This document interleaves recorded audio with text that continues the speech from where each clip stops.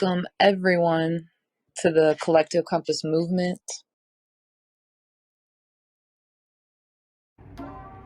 What's up, y'all? It's Leslie, and I'm back with another biohack myth for you guys today, and I promise y'all are not gonna want to miss this one. I know so many of y'all probably struggle with feeling the pressure of being around people that are not eating healthy, and then you're trying to do your thing, and you're trying to stay elevated in your goals, and you're trying to stay focused. But it can feel so hard and frustrating when you're trying to eat healthy and everybody else around you is eating junk. So you might be tempted to buy into the myth that you're just one of those people that cannot eat healthy if everyone else around you is eating junk. I'm going to share with you guys exactly how I biohacked this myth for myself so that I could finally be somebody that could stick to my own holistic health plan even if I was around other people eating junk. Whether this resonates with you because of your work environment, or if you're living with people that are eating totally different from how you're trying to eat, if this is something that's keeping you frustrated, or from elevating into the level of holistic health that you want to have, I want to share with you guys how I finally biohacked this myth for myself, because I used to think that I was somebody that just really could not be consistent with my healthy eating if I was around other people that were eating junk. The truth is that you can and you have to find a way to be able to eat healthy around other people, no matter what they're eating, because if you don't, you're not ever going to be able to create the amount of consistency that I know you really know yourself that you need in order to be able to get to these goals and results that you want. So now that I've got your attention, let's get into the why and the how of how you can shift this biohack myth for yourself. Yeah, so the why is pretty straightforward. I mean, honestly, if you want to build the results that you're looking for real, then it's only going to come with however much consistency that you're able to have. So the only way to build consistent health and wellness is to stick to your plan no matter what anyone else is doing. And I know this is easier said than done, so I'm going to share with you guys exactly how I biohacked this myth. All you need to know is KDP. Know, define, and plan. So on a macro level, what this looks like is knowing what your goals are, knowing what your plan is. What is it that you even want? Especially now after the pandemic, I mean, we're all more conscious and aware of staying well. And I know that for a lot of you, it may be really overwhelming and you're having to do things differently for the very first time. But I promise you that with the right support, you can definitely shift these unsupportive habits that keep you from building consistent health. So this one is a big one. And so once you understand what your goals are in general, you know, it's really easy to stop there. But for me, that was where I was falling short. So for a long time, I thought just knowing my overall plan and knowing my end results was going to keep me on track and motivated. But I didn't know how much I needed to take time to really evaluate the how on a micro level. So what I mean by that is it's actually a combination of all my daily choices, all my daily habits and patterns and cycles and thoughts and actions and behaviors, all of those little micro habits and choices. That was actually what I needed to focus on, because having the big goals in your head, that's really great for knowing your long-term direction. But if you're struggling with getting those small results and hitting those milestones, then you're gonna really need to focus on what your micro habits are, your micro choices. Those are the things that day to day you need to focus on step by step by step, so that you're building such rapid consistency. One of my first videos that I put on the Collective Compass Movement YouTube channel is a video called Minute Momentum.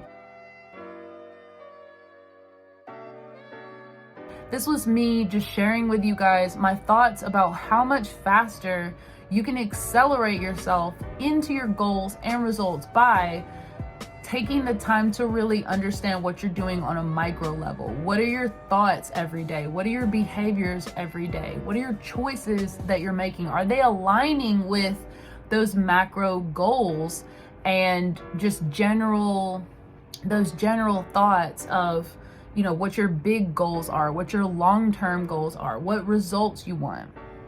On the micro level of how, step one is to know where you are right now. When you use self-awareness to assess where you are right now, it's a really great way to get clear on what you've already gotten good at. If you're somebody that's trying to incorporate new health habits into your life, especially if you have kids, especially if you're an entrepreneur, especially if you're a business owner, especially if you have so much responsibility, you're trying to learn so many new things to just elevate your business and your life, and we're just doing all the things, right? I'm gonna help you simplify all of that overthinking that you're doing so that you have less anxiety and less mental fatigue and more strategic, intuitive action. And the first step is know where you are right now. Where you are right now, I guarantee you, is better off than where you were, even if you haven't been doing everything the way you thought that you would. I guarantee you, even if you aren't making the amount of progress that you wanted to make, that you thought you would make, with a whole lot less effort, right? Because it's always a little bit harder than we thought it would be. And so, being real with ourselves, we can also take the time to acknowledge the progress that we have made. So if you know that you're better off than where you used to be when you very first started changing these habits, take the time to give yourself some love and just be grateful for the progress that you have made. So then once you take the time to know where you are right now, you can analyze, where are your boundaries right now? Ask yourself, how is my accountability right now? And the really important one, know where you are with your triggers. What are the types of things that send you over the edge? What are the types of situations that you find yourself in that you're all of a sudden breaking your entire plan? Ask yourself what your triggers are, what your boundaries are that you already have in place, and how accountable are you being? How much are you holding yourself accountable for the plans that you have made? Are you making excuses for yourself every time you have an opportunity to be influenced by somebody eating junk around you? Or are you really making a conscious effort by having things that are healthy options for you nearby, understanding what you can substitute for a sugar craving or for a salt food craving or a junk food craving? There are things that you know you can have instead that will still feel like you're getting to partake. So know where you are right now. So the second part to this is define your goal. Now, I know that you know what your big goals are because that was the first part of this video. But at the same time, you've got some micro goals that I'm sure you could use as milestones so that you are more focused on these smaller milestones than the big goals. If you break your large goal down into smaller milestones for you to recognize the progress that you're making, and you're less overwhelmed and have less anxiety towards the whole process, this is going to come from you defining what your goals are. Think of what you want your short-term goals to be. Where do you want to be at the end of the month? Where do you want to be at the end of 3 months? At the end of 6 months? So again, you're going to use the self-awareness that you have to be realistic about what you can accomplish from where you are right now. So allow yourself the space for that. Be reasonable. Consider what you're capable of doing so that you don't set yourself up for failure. If you find yourself making these really extreme goals that you want to push yourself really hard to attain, just keep in mind that sometimes you can really self-sabotage when you're making your goals by setting your goals too aggressive. So now that you've used self-awareness to set some reasonable short-term milestone goals, you're going to define your boundaries and the kind of accountability you need to be able to reach those short-term goals. Get real specific about the boundaries that you know you need. If you're struggling with being around people that eat junk food and this is impacting you in a negative way, then you are definitely going to want to work on your boundaries. Your boundaries are one of the biggest reasons why you're struggling with this in the first place. So you definitely want to take the time to do some real, honest boundary work so that you can see where you need to have better boundaries in place and where are you breaking your own boundaries and why are you breaking them. And so that will get you into the defining your accountability. You need to define how you need to hold yourself accountable. If you are seriously recognizing where you're breaking your own boundaries, define how accountable you need to be with yourself to be able to get to those smaller milestones. By defining the triggers that you know really impact you in a negative way when you're around people, I'm sure, that are eating junk food, I'm sure that there are a couple of foods that you just always give into.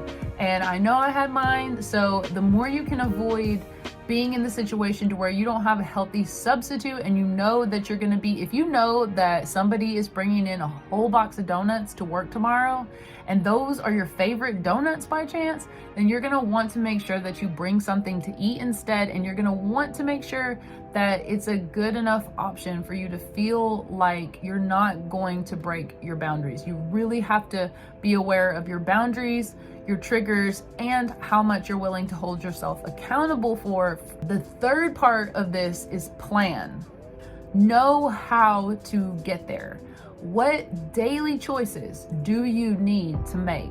Now you need to know your real plan. What does your plan look like for you? How can you really focus on supporting your mind, body, and energy on a daily basis with every choice that you make throughout the day?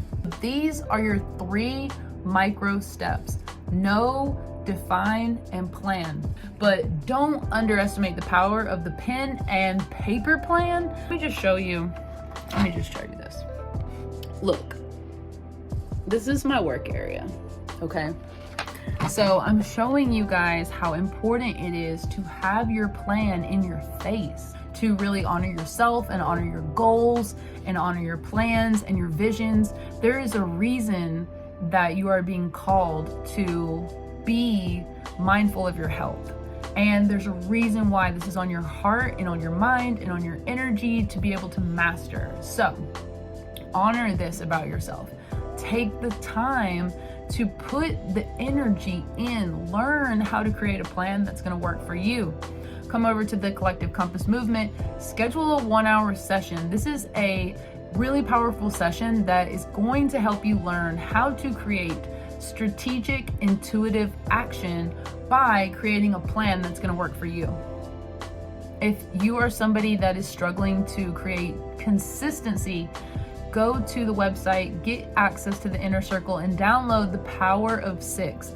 These are the 6 things that I make sure I plan every single day so that I naturally support the health of my mind, of my body, and my energy. You're going to be more present in each day, and you're going to have less anxiety and less mental fatigue because you're going to really start to get into a pattern.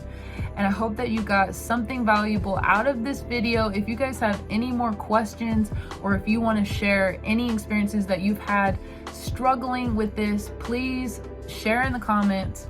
Stay tuned for more Biohack Myth videos.